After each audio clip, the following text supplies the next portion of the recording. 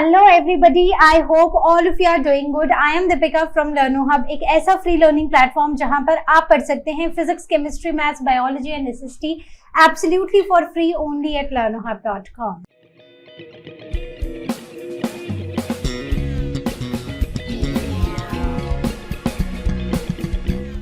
तो आज हम शुरू करने जा रहे हैं आईसीएसई क्लास 8 हिस्ट्री का फर्स्ट चैप्टर, और चैप्टर का नाम है the beginning of the modern world. तो आज हम ये समझने की कोशिश करेंगे कि कब हमारी दुनिया मॉडर्न होने लगी थी। तो without wasting any time, let's get started. सोचो आप एक शांत सी लाइब्रेरी में बैठे हो और वहां पर बहुत सारी किताबें हैं और किताबों के ऊपर ना मोटी मोटी धूल की परत जमी हुई है। अचानक से एक ठंडी सी हवा का झोंका आता है, एक किताब खुलती है और किताब का जो पन्ना खुलता है उसमें लिखा होता है हिस्ट्री।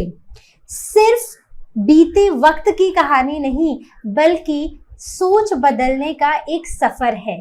तो जैसे इस लाइन का मतलब है, तो हिस्ट्री को भी हम जैसे हर चैप्टर को हम क्लास 6 से शुरू करते आ रहे हैं, बिल्कुल वैसे ही शुरू करेंगे। हम चैप्टर की स्टोरी पढ़ेंगे चैप्टर को शुरू करने से पहले, जिससे आपको पूरे चैप्टर का जिस्ट मिल जाएगा। और फिर उसके बाद जब आप चैप्टर के कॉन्सेप्ट्स को एग्जाम के हिसाब से पढ़ोगे ना, आपको बिल्कुल भी परेशानी नहीं आएगी उन चीज़ों को समझने में, उन चीज़ों को याद रखने में।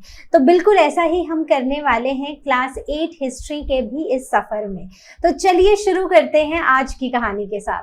तो बस और क्या, अब इस बुक ने आपको अपने अंदर खींच लिया है और इस बुक ने आपको एक अजीब सी जगह पर लाकर खड़ा कर दिया है जहां पर 3 दरवाजे हैं। पहला दरवाजा एंशिएंट वर्ल्ड का, बहुत पुराने समय का।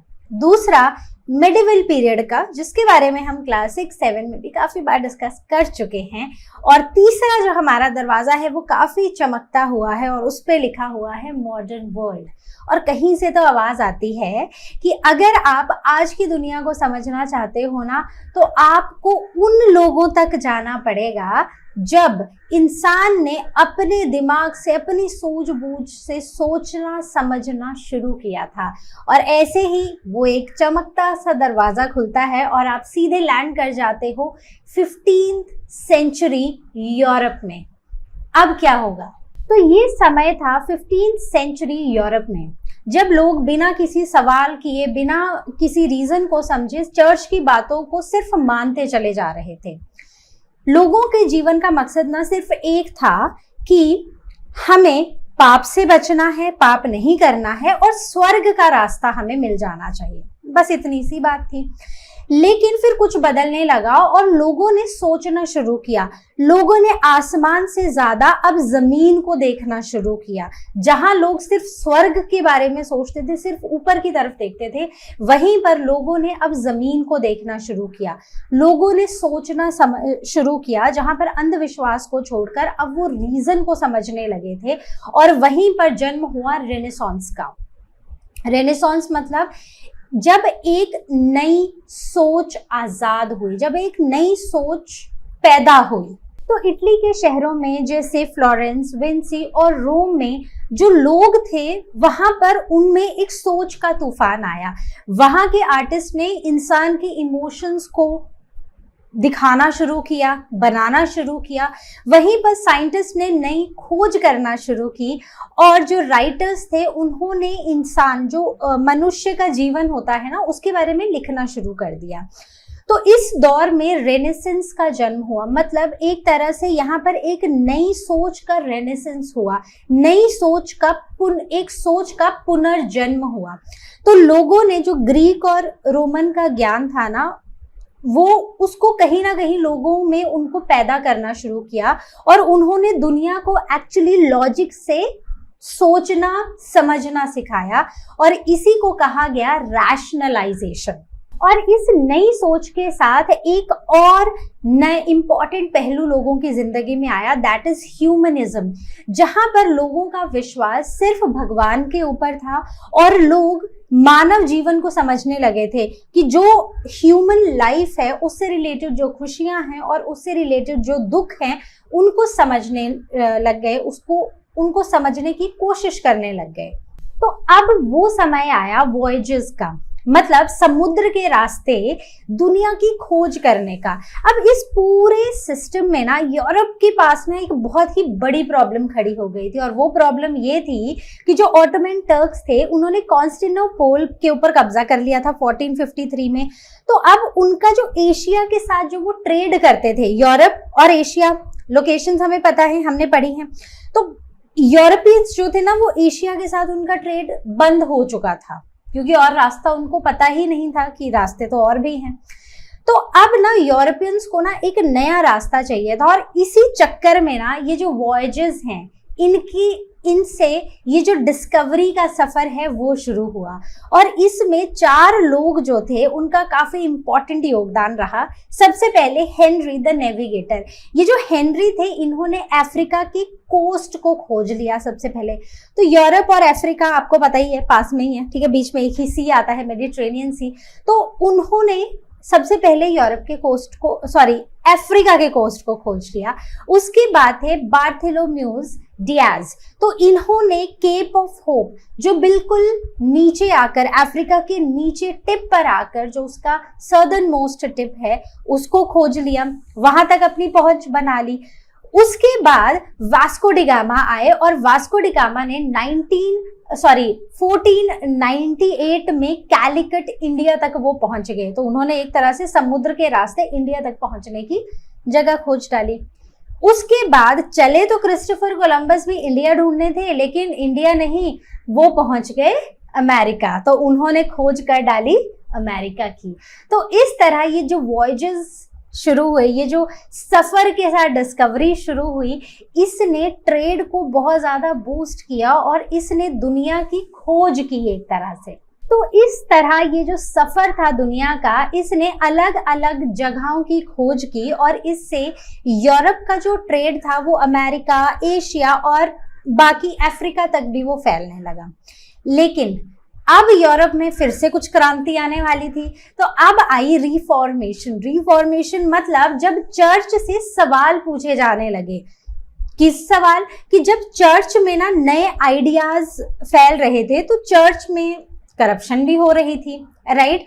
तो लोगों को ना एक्चुअली वो करप्शन समझ आने लगी। तो लोगों को ये समझ आने लगा कि ऐसा नहीं है कि जो वो बोल रहे हैं चर्च वाले वही बिल्कुल सही है। अब यहाँ पर होता क्या था ना कि चर्च इंटेलिजेंस बेचती थी, मतलब इंटेलिजेंस एक तरह का एक सर्टिफिकेट होता है। तो चर्च कौन से सर्टिफिकेट दे रही थी? चर्च दे रही थी पाप को माफ करने के सर्टिफिकेट, कि ये इंटेलिजेंस ले जाओ और तुम्हारे पाप माफ हो गए, अब तुम्हारे लिए स्वर्ग का रास्ता खुल गया।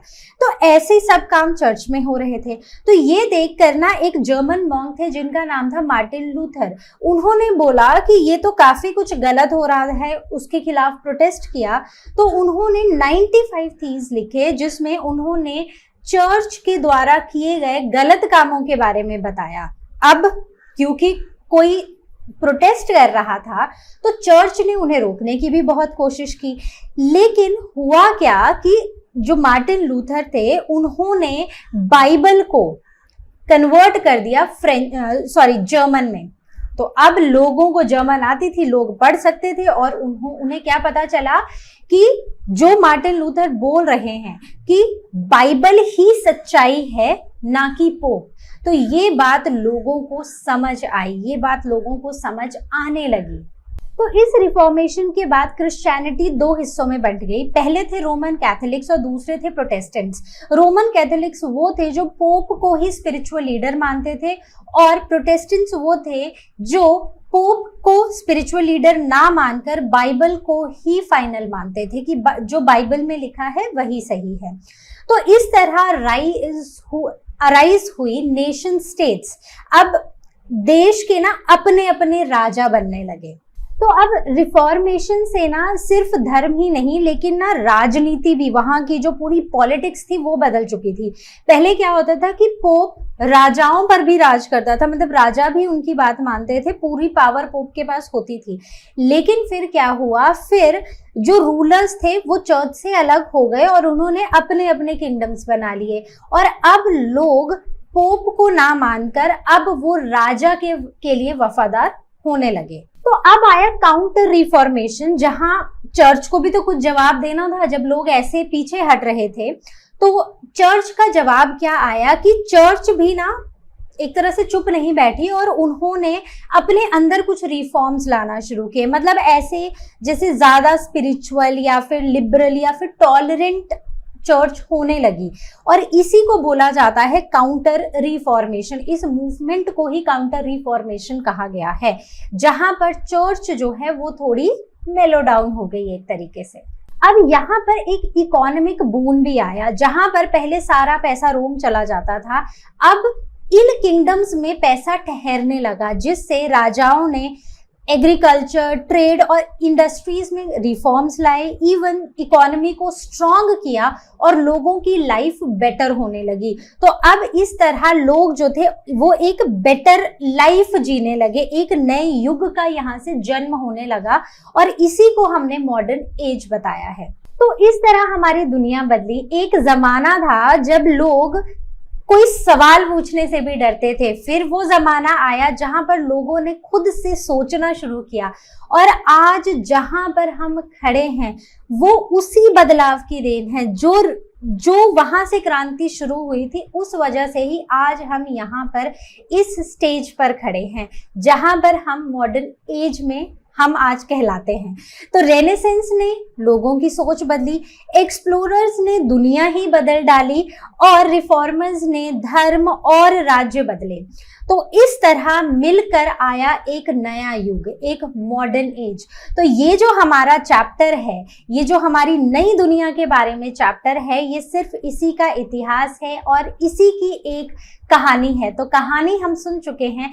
अब आपको ये पता होना चाहिए कि अगर आपसे सवाल पूछे गए एग्जाम में, तो आप उसके जवाब क्या दोगे। तो बस अब हम उन्हीं जवाबों के बारे में हम डिस्कस करेंगे और इस चैप्टर को क्रिस्टल क्लियर बना लेंगे। तो आई होप आपको ये स्टोरी से एक क्लियर आइडिया लग गया है कि हम इस चैप्टर में पढ़ने क्या वाले हैं।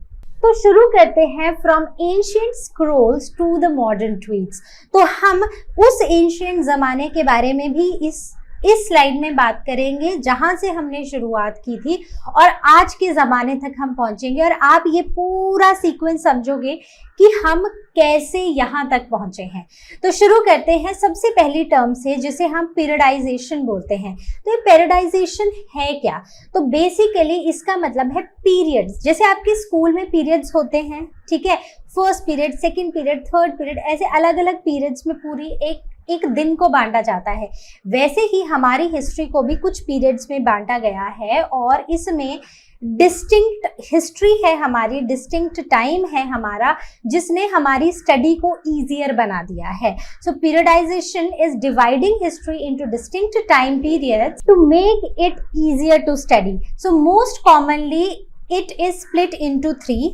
जैसे हमने बात की थी शुरुआत में भी, एंशिएंट, मेडिवल और मॉडर्न। तो एंशिएंट मतलब सबसे वो पुराना बीता हुआ ज़माना, शुरुआती ज़माना, जहाँ पर पिरामिड्स थे, जहाँ पर एम्पायर्स थे, और जहाँ पर दुनिया की पहली स्क्रिप्ट्स लिखी जा रही थी, वो था हमारा एंशिएंट पीरियड।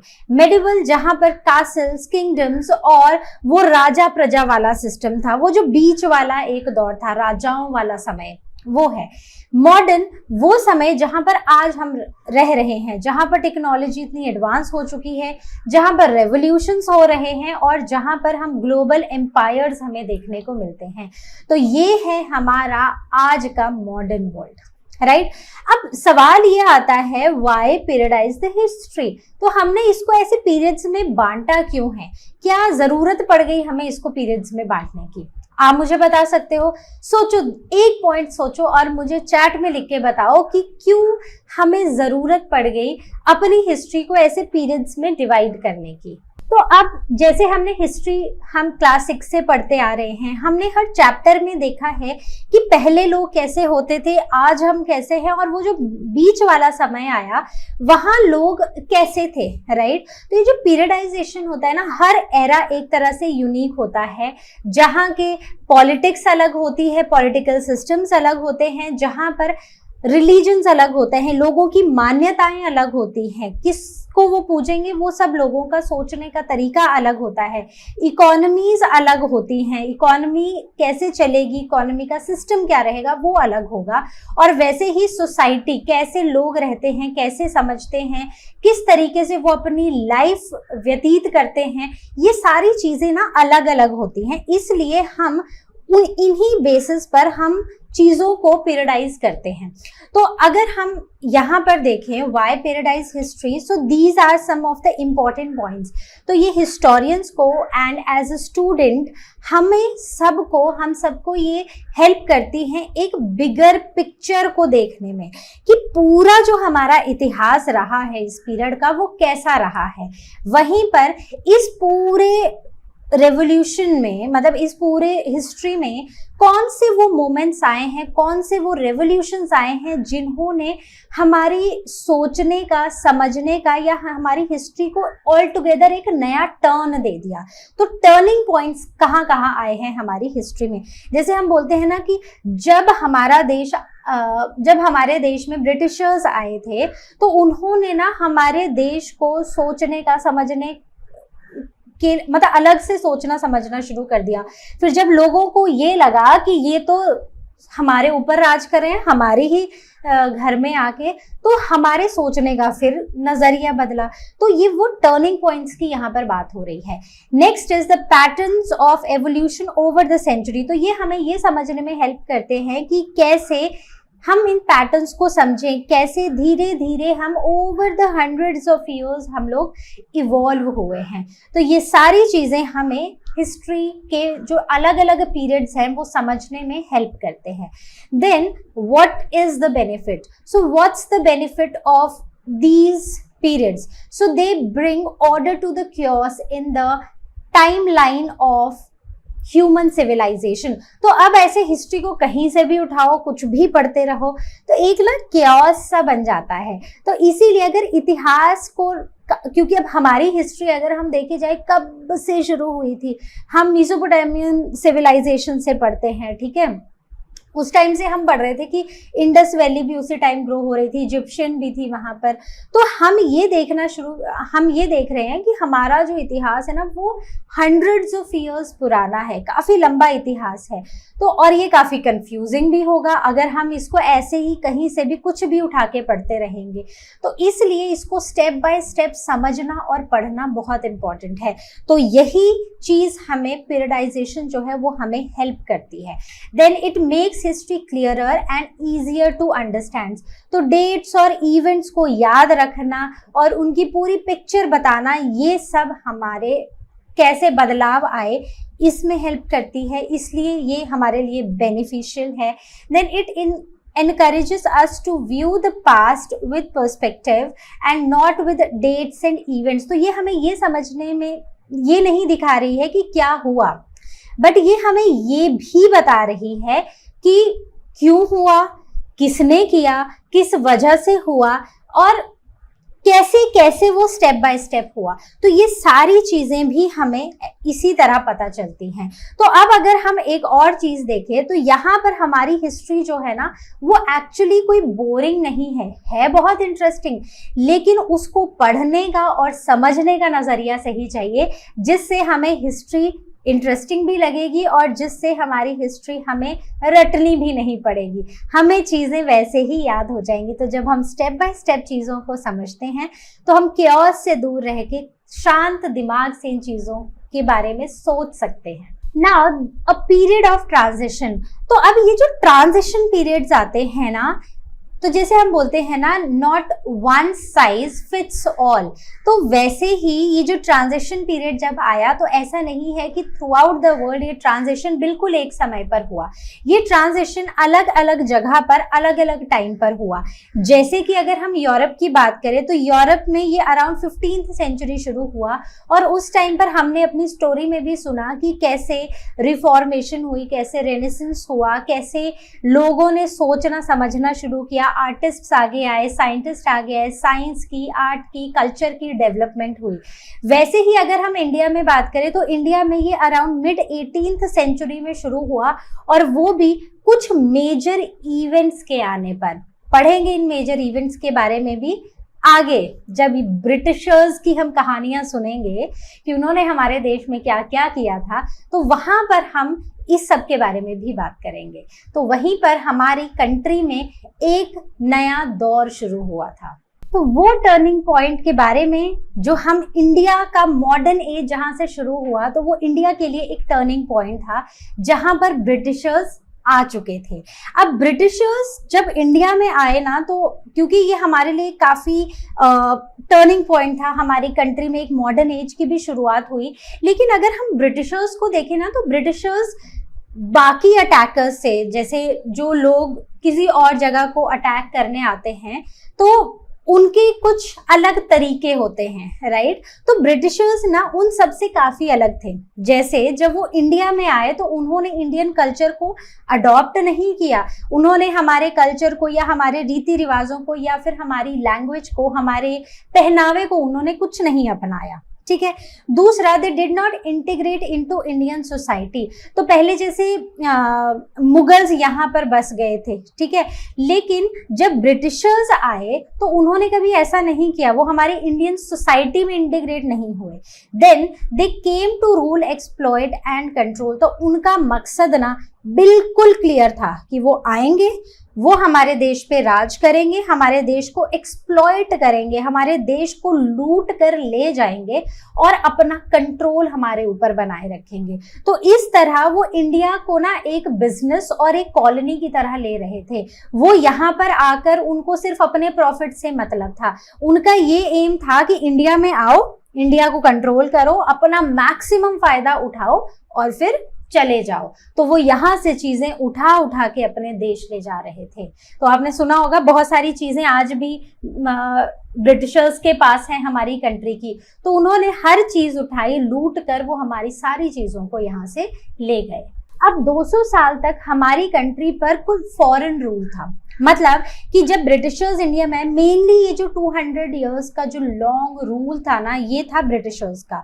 तो 200 साल तक ये लोग हमारी कंट्री में रहे और इन्होंने इस दौरान, मतलब इंडिया के लोगों का जो पावर था ना, जो इंडिया का पावर हमारे हाथ में था, इंडियंस के हाथ में था, वो हमारे हाथों से चला गया। अब यहाँ पर सबसे बड़ी प्रॉब्लम पता है क्या हुई? जहाँ पहले राजा और प्रजा वाला रूल होता था, राजा होते थे, उनकी प्रजा होती थी, अब सबसे बड़ी प्रॉब्लम ये हो गई कि राजा और प्रजा के बीच का ना गैप बढ़ गया।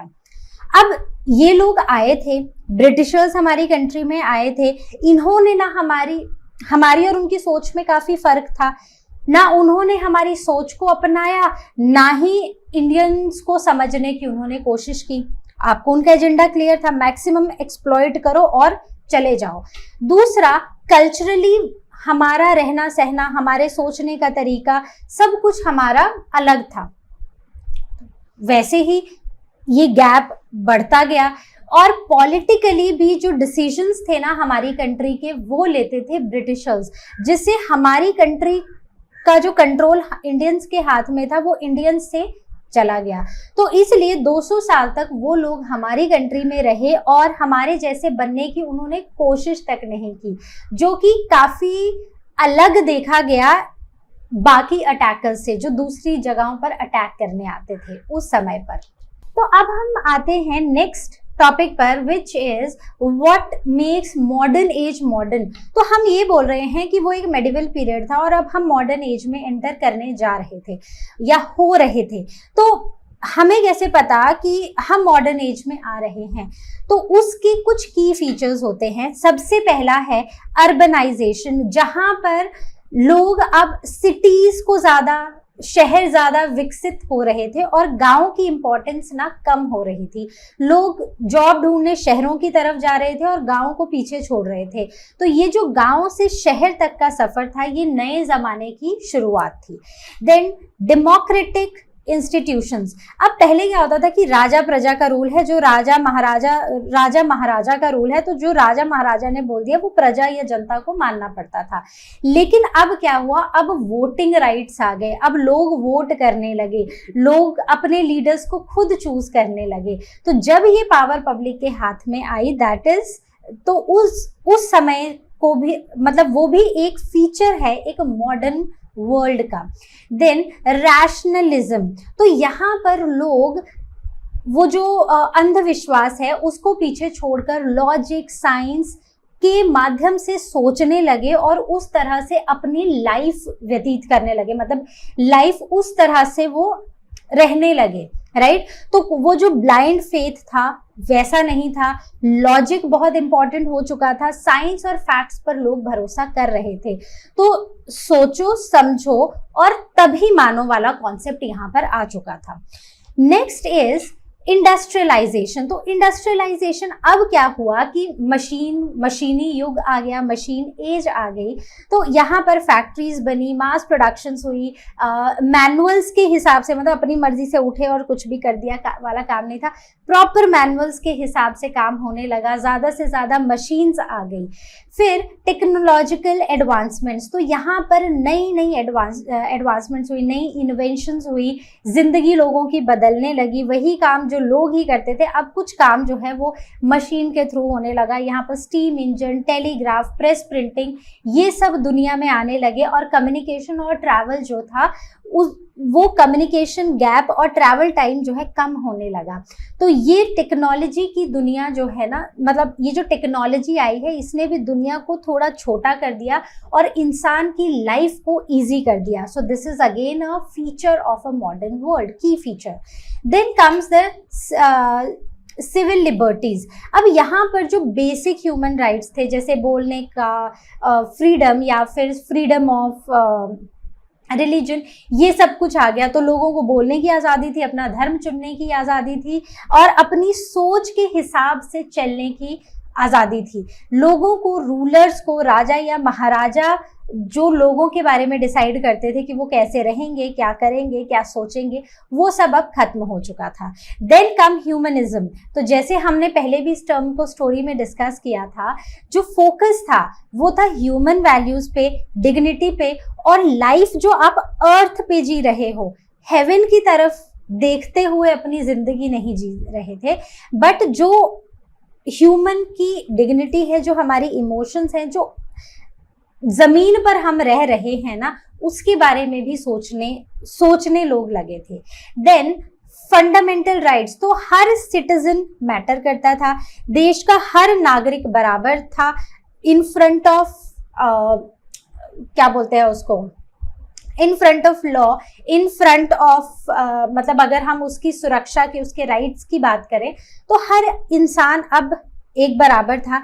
हर सिटीजन इम्पॉर्टेंट है और चाहे वो अमीर है, गरीब है या वो कोई भी है, कलर, क्रीड, कास्ट, सेक्स, इससे कोई फर्क नहीं पड़ता। So these were the features of the modern world, right. तो आपको ये फीचर्स एक एक पॉइंट और उसके बारे में थोड़ी थोड़ी एक एक लाइन लिखने आनी चाहिए, क्योंकि आपके एग्जाम में किसी भी तरह से मोल्ड करके एक फीचर उठा के ही क्वेश्चन पूछा जा सकता है कि why do you think this feature belongs to the modern world और समथिंग लाइक दैट, राइट। तो आपको हर एक के बारे में इंफॉर्मेशन होनी चाहिए। तो अब हम बात करते हैं सोर्स मटेरियल्स की। सोर्स मटेरियल मतलब कि ये जो हम इतनी लंबी लंबी कहानियां पढ़ रहे हैं, ये जो हम चीज़ों के बारे में डिस्कस कर रहे हैं ना, हमें ये पता कहाँ से चला, ठीक है। तो ये बेसिकली हमें पता चलता है सोर्स मटेरियल से। सो जो सोर्स मटेरियल्स होते हैं वो हिस्टोरियंस के लिए एक तरह से डिटेक्टिव टूल्स होते हैं।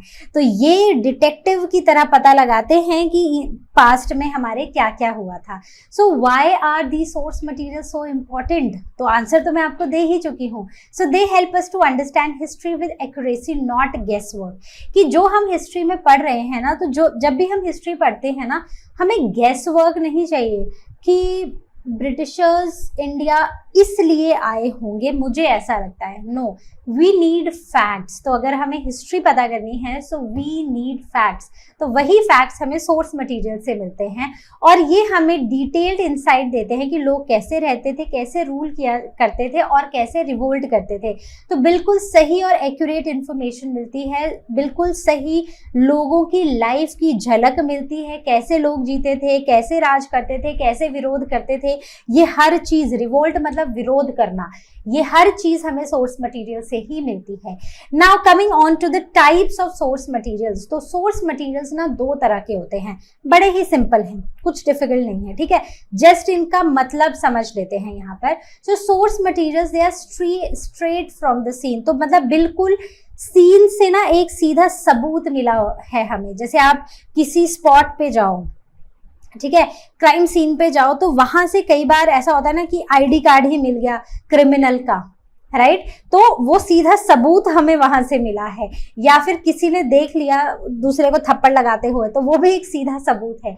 सो वैसे ही जो प्राइमरी सोर्सेज होते हैं ये हमें एकदम सही सबूत देते हैं फ्रॉम द सीन, राइट। तो these are the original documents from that time. तो ये ओरिजिनल उस समय के ओरिजिनल डॉक्यूमेंट्स हैं जिनमें सच्ची कहानी उस समय की लिखी गई थी, बताई गई थी। So first hand records and direct evidences, तो ये जैसे लेटर्स हैं, रिपोर्ट्स हैं, स्पीचेस हैं, या फिर हम न्यूज़पेपर के क्लिपिंग्स लेते हैं, तो ये बिल्कुल वैसा ही डायरेक्ट एक फर्स्ट हैंड रिकॉर्ड है। Then coming on to the secondary sources. Secondary sources मतलब जो हिस्टोरियंस इसके ऊपर मतलब होमवर्क करते हैं। तो ये जो प्राइमरी रिसोर्सेज होते हैं ना, ये फर्स्ट हैंड रिकॉर्ड होता है जो आई विटनेस, एक तरह से हमारे लिए वो एक आई विटनेस है, जो आई विटनेस ने लिखा है बिल्कुल वही है। सेकेंड हैंड जो रिसोर्सेज होते हैं ये होता है कि जो हमारे हिस्टोरियंस हैं ना, उन्होंने अलग अलग बुक्स पढ़ी, अलग अलग आर्टिकल्स पढ़े, एसेज पढ़े, जो भी हमारे प्राइमरी रिसोर्सेज थे उनको पढ़ा, और उनका जो काम है, तो फिर उन्होंने क्या किया कि जैसे कई बार होता है ना, हमें एक टॉपिक समझना है, नहीं समझ आ रहा है, हम 2-3 बुक्स उठाते हैं, तीनों चारों बुक से पढ़ते हैं और फिर उसका जिस्ट हम अपनी नोटबुक में लिख लेते हैं। तो हिस्टोरियंस भी ऐसा ही करते हैं, वो सारे प्राइमरी सोर्सेस लेते हैं, उनको अच्छे से समझते हैं, पढ़ते हैं और उनको फिर एक्सप्लेन करते हैं। तो वो उनकी एक्सप्लेन की हुई चीज़ें, फैक्ट से ली गई चीज़ें, वो है हमारे सेकेंडरी रिसोर्सेज, जो वो books, essays, articles analysing the primary resources and they help us to interpret, compare and explain the past event. जैसे हिस्ट्री टीचर ने अगर, अब जैसे मैंने आपको कुछ समझा दिया, ठीक है, तो ये आपने मुझसे प्राइमरी सोर्स ले लिया, अब आप क्या करोगे, अब आप बुक भी खोलोगे, नोट्स भी खोलोगे, learnohub.com पर जाके रिवाइज नोट से क्लास 8 के फर्स्ट चैप्टर के रिवाइज नोट्स भी लोगे और फिर अपने हिसाब से नोट्स बनाओगे, पूरी सूझबूझ से समझ के। So that is what secondary sources are. Okay, बात समझ गए। चलो आगे बढ़ते हैं। So what do the sources reveal, तो ये हमें सोर्सेज हमें बताते क्या है, ये सोर्स मटेरियल्स हमें बताते हैं कि उस समय पर कौन से बड़े बड़े काम हुए थे, जैसे कौन सी बैटल्स लड़ी गई थी, कौन से रेवोल्यूशंस हुए थे, कौन सी इन्वेंशंस और डिस्कवरीज हुई थी। दूसरा कल्चर, वो जो लोग थे ना वो कैसे जीते थे, कैसा उनका जीवन था, कैसे उनके रीति रिवाज थे, कैसे वो क्या वो लैंग्वेज बोलते थे, क्या वो आर्ट वर्क में इंटरेस्टेड थे, ये सब बताता है। पॉलिटिक्स, तो मतलब कौन राजा था उस समय का, कैसे वो राज करता था, उसकी प्रजा उसके राज में खुश रहती थी, नहीं रहती थी, कैसे वो लोगों को ट्रीट करता था। देन लोगों की लाइफ की, लोग, आम आदमी कैसा था, क्या कपड़े पहनता था, क्या खाता था, अपनी जीवन के लिए, मतलब अपने घर को, खुद का पेट पालने के लिए वो क्या करता था। सोसाइटीज चेंजेस ओवर टाइम, तो कैसे सोसाइटीज इवॉल्व हुई, लोगों की सोच कैसे इवॉल्व हुई, कैसे ये सिस्टम बदला, ये सब हमें इन्हीं सोर्स मटेरियल से पता चलता है। Now coming on to the primary sources, तो अब सबसे पहले हम इन्हीं प्राइमरी सोर्सेज को इन डिटेल डिस्कस करते हैं। अब बात करते हैं सबसे पहले कि प्राइमरी सोर्सेज क्या हैं। जैसे हमने डिस्कस किया कि ये फर्स्ट हैंड रिकॉर्ड्स हैं जो सीधा हमें सीन से मिले हैं, वो लोग जो उस समय के उस सीन के आई विटनेस थे, उन्होंने ही लिखा है उसको, तो वो है हमारे प्राइमरी सोर्सेज। तो इनमें कौन कौन से सोर्सेज आते हैं, सबसे पहले हैं ऑफिशियल डॉक्यूमेंट्स एंड रिकॉर्ड्स। कुछ ब्रिटिश गवर्नमेंट ऑफ इंडिया के भी ये लिखे हुए रिकॉर्ड्स हैं या ऑर्डर्स हैं, या फिर उनकी लिखे हुई फाइल्स या रिपोर्ट्स हमें मिली हैं, वो हमारे लिए फर्स्ट हैंड रिकॉर्ड है। दूसरा लिटरेरी वर्क, जो नॉवेल्स, प्लेस, पोएम, स्टोरीज उस टाइम पर ब्रिटिशर्स या फिर इंडियन ऑथर्स ने लिखी थी, वहां से पता चला, वो भी हमारे प्राइमरी सोर्सेज हैं। देन हिस्टोरिकल राइटिंग्स, तो वो जो लोग उस समय थे वहां पर, जो जिंदा थे, उन लोगों का जो असली एक्सपीरियंस है वो भी हमारा प्राइमरी सोर्स है। देन आर्टिस्टिक वर्क जैसे पेंटिंग, स्केचेस और एनग्रेविंग्स, तो उन तस्वीरों में भी हिस्ट्री के बारे में काफी कुछ पता चलता है। देन photographs, audios, films and interviews, जो रियल वॉइसेस और रियल विजुअल्स को जो कैप्चर किया था उस समय पर। So again they are the primary sources. अब इसी के साथ कुछ और भी ऐसे हमारे पास सोर्सेज होते हैं जिन्हें हम प्राइमरी सोर्सेज बोलते हैं, जिनमें आते हैं न्यूज़पेपर्स। तो न्यूज़पेपर्स अलग अलग लैंग्वेज के जो उस समय के अखबार हैं, और जो भी उस समय हुआ तो अखबार ने वो चीज़ छापी, तो वो भी उस समय का एक मिरर है हमारे लिए। आर्कियोलॉजिकल रिमेन्स, मॉन्यूमेंट्स और आर्टिफैक्ट, तो पुराने ज़माने के कॉइन्स, टूल्स, आर्टिफैक्ट्स जो हमें ज़मीन के नीचे मिले हैं या कहीं म्यूजियम्स में मिले हैं। देन ओरल हिस्ट्री, जो लोग उस समय के हैं, जो उस समय की लोग कहानियां सुनाते हैं या इंटरव्यू देते हैं या फिर उस समय की बातों के बारे में हमें बताते हैं। सो दैट इज, जब हम उस समय की बातें, वो जो ओरल हिस्ट्री सुनते हैं, so that is again a primary source. So these are preserved in archives and museums and they are the truth capsule, they are the time capsules of truth. तो इनको, क्योंकि ये हमारी हिस्ट्री है और इस हिस्ट्री को जानने का हमें भी हक है और हिस्ट्री सही जानने का हमें हक है, तो इसलिए इनको बहुत ही संभाल के प्रिजर्व किया जाता है आर्काइव्स और म्यूजियम्स में। Now coming on to the secondary sources. अब ये सेकेंडरी सोर्सेज क्या हैं? तो बेसिकली जब हिस्टोरियंस को ये प्राइमरी सोर्सेज मिले और उन्होंने इससे निकाल कर हमें इतिहास समझाया है। अब जैसे जो हमारी हिस्ट्री की बुक है ना, वो भी हमारे लिए एक सेकेंडरी सोर्स है, क्योंकि यहाँ पर क्या है, हिस्ट्री तो बहुत वास्ट है। अब इस टाइम पर और भी बहुत कुछ हुआ होगा, राइट? जो हम ये चैप्टर पढ़ रहे हैं, the beginning of the modern world, तो यहाँ पर एक दो इवेंट्स थोड़ी ना हुए हैं, यहाँ पर बहुत सारे इवेंट्स हुए हैं। तो वो जो इवेंट्स हैं वो काफी कॉम्प्लिकेटेड भी होंगे, ऐसा तो है नहीं कि सब कुछ हमें ऐसे ही समझ आ जाएगा और वो पूरी किताब, हम पूरी हिस्ट्री एकदम एक बार में पढ़ लेंगे। तो जितनी आपकी मिला के 10th तक की हिस्ट्री की बुक है, उससे भी कहीं बड़ी होगी ये beginning of the modern world. तो हिस्टोरियंस ने इसको सिंप्लीफाई करने के लिए एक बुक्स में, रिव्यूज या रिपोर्ट्स में हमें सब कुछ शॉर्ट में समझा दिया है कि उस समय क्या हुआ था, कैसे हुआ था। Then the research papers by historians and scholars, तो experts और scholars की जो detailed papers है about facts, उनको analyze करते हैं हम, तो ये भी secondary sources ही होते हैं। Then analysis that helps us understand why behind the what, तो सिर्फ हमें events के बारे में नहीं बताया जा रहा है, जैसे primary sources में हमें सिर्फ ये बताया जा रहा है कि कैसे कैसे क्या क्या हुआ, लेकिन यहाँ पर हमें सिर्फ events नहीं, उसका बैकग्राउंड और उसके रिजल्ट्स भी बताए गए।